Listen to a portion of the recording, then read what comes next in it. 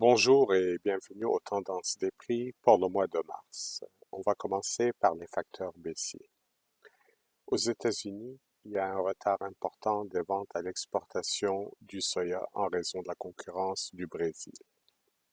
Parlant du Brésil, la production de soya est estimée à 155 millions de tonnes, soit un niveau quasi record. Au Québec, selon Statistique Canada, la superficie du maïs va augmenter de 5% ou de 20 000 hectares cette année.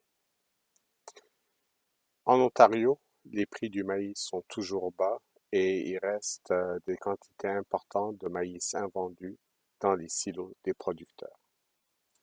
Maintenant, il y a plusieurs facteurs à suivre. Aux États-Unis, on observe récemment un ralentissement des ventes de maïs à l'exportation.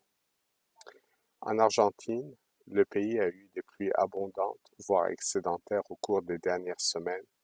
L'impact sur les rendements du maïs et du soya est incertain à ce stade-ci. Au Brésil, le maïs safrina, la deuxième récolte de maïs, a été semé assez tôt. Les prochaines semaines seront déterminantes pour le rendement, dépendamment des précipitations qui seront reçues. Au Québec, l'industrie porcine semble être maintenant stabilisée. Les PGQ estiment la baisse de la demande annuelle de maïs à 200 000 tonnes. Notre scénario des prix est inchangé, il demeure neutre à baissier. La bourse de Chicago n'a plus aucune prime au risque pour la guerre en Ukraine. Par ailleurs, au Brésil, la production de soya est abondante, qu'elle soit 155 millions de tonnes ou un peu plus ou un peu moins.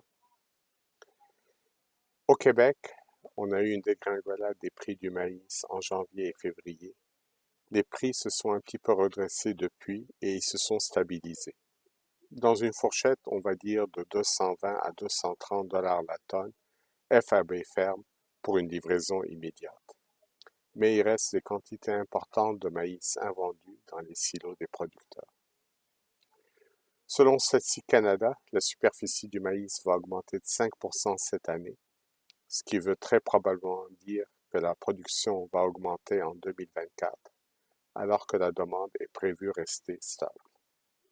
Si la demande à l'exportation n'éponge pas ce surplus de maïs, ça va se traduire par une accumulation de stock.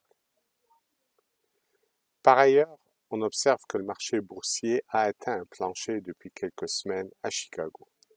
La question, est-ce que ce plancher sera durable ou pas? La réponse dépendra en bonne partie des semis et de la météo du Midwest au cours des prochaines semaines.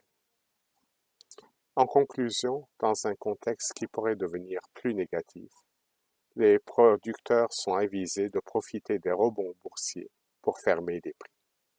Voici ce qui conclut nos tendances pour le mois de mars. Au plaisir de vous retrouver en avril.